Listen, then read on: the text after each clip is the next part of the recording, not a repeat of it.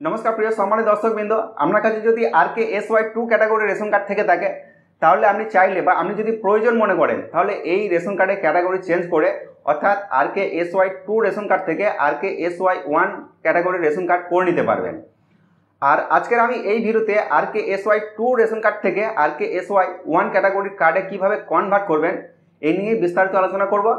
আর সেই সাথে সাথে অনলাইনে আবেদন করার যে লাইভ প্রসেস সেটা দেখাবো। তো বন্ধুরা, ভিডিওটা বিনা স্কিপ করে একদম লাস্ট পর্যন্ত দেখতে থাকুন। আর আপনি যদি চ্যানেলটা নতুন মেম্বার হয়ে থাকেন তাহলে অবশ্যই চ্যানেলটাকে সাবস্ক্রাইব করে রাখুন। তো বন্ধুরা, চলুন ভিডিও শুরু করি। সঙ্গে আমি রয়েছি রবীন ধীবর।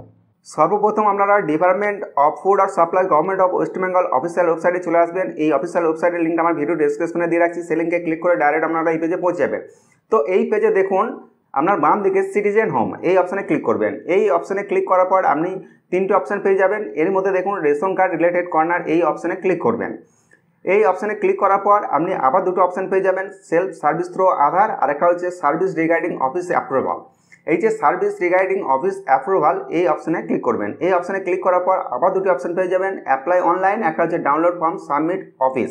তো আমরা যেহেতু অনলাইনে করব তাই অ্যাপ্লাই অনলাইন এই অপশানে ক্লিক করব।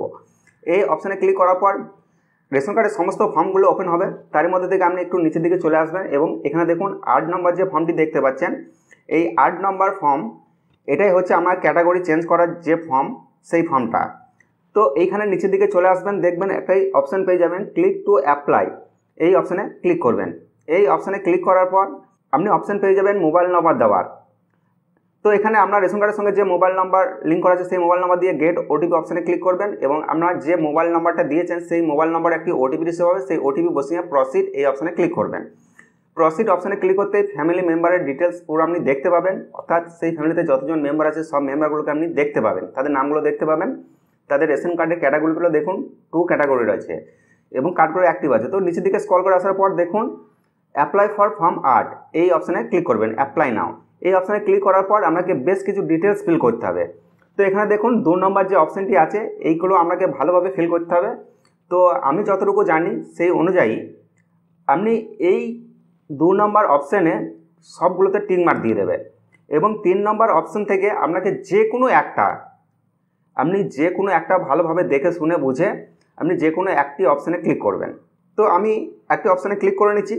ক্লিক করার পর নিচের দিকে চলে আসবেন এবং নেক্সট এই অপশানে ক্লিক করবেন। নেক্সট অপশানে ক্লিক করতেই আপনার সামনে আবার ফ্যামিলি মেম্বারের পুরো ডিটেলস চলে আসবে। এখানে দেখবেন কিছু অ্যাড্রেস রয়েছে, অ্যাড্রেসগুলো ঠিকঠাক আছে কিনা দেখে নেবেন, যদি ঠিক না থাকে সেটাকে ঠিক করে নেবেন।